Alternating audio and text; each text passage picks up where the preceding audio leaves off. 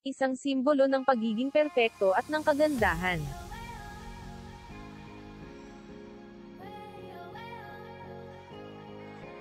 Kasama sa kanyang mga kapanahon ang kagaya nina Fernando Poe, Sr., at Carmen Rosales. Siya ay isang pangunahing bituin ng kontrata ng Sampaguita Pictures.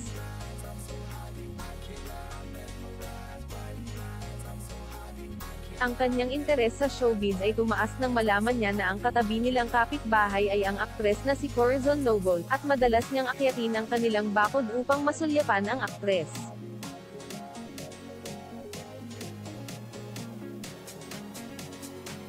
Ang kanyang pag-usisa ay nagbunga ng positibong resulta dahil napansin siya ng nakababatang kapatid ni Noble na si Lily at di nagtagal ay naging magkaibigan sila.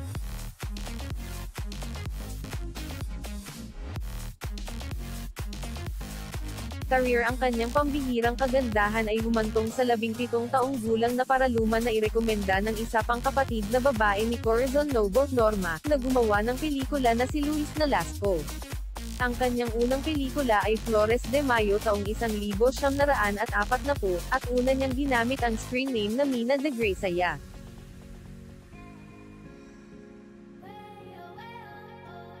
Siya ay muling na-recursive ng paraluman archaic Tagalog para sa Muse o Magnetic Needle ni Fernando Poe, Sr., na pumirma sa kanya bilang isang ganap na bituin sa Zatat Films Paraluman 1941.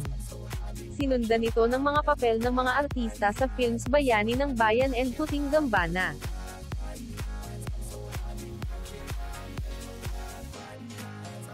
Si Paraluman ay hinirang din ng FAMAS ng 4 na beses, 2 beses noong 1959 para sa Best Actress para sa mga pelikulang Bobby at Anino ni Bathala, noong 1972 bilang Best Supporting Actress para kay Lilet, at noong 1976 bilang Best Supporting Actress para kay Mr. Mo, Loverboy Ko.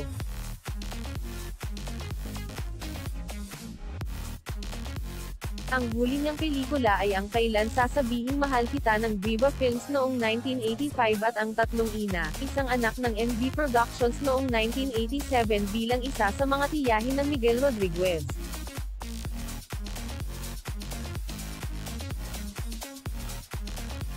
Pamilya. Si Paraluman ay nagkaroon ng kanyang unang kasal kay Yoshifyum Abe na nagtapos sa diborsyo. Nag-asawa ulit siya noong Disyembre taong 1949 sa Maynila upang ang piloto ng eroplano na si Anthony Joseph Tony Barreto O'Brien, na anak nina Peter O'Brien at Dolores Barreto y Barreto ng Zambales.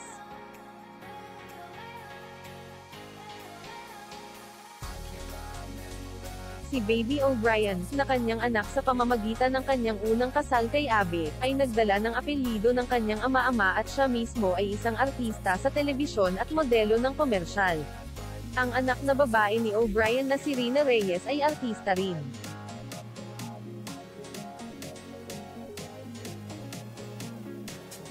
Namatay si Paraluman dahil sa pag-aresto sa puso noong 27 Abril 2009 sa kanyang tahanan sa Parañaque.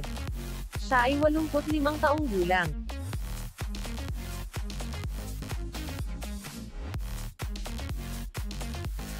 Sa kulturang popular, binanggit siya ng pambato ng Filipino rock na The Eraserheads sa pambungad na lyrics ng Ang Huling El Bimbo, na nabanggit din ang Paraluman sa mga liriko ng awiting binibini ng Filipino pop group na The Rainmaker, isang Filipino rock band. Paraluman, ang ipinangalan din sa yumaong aktres.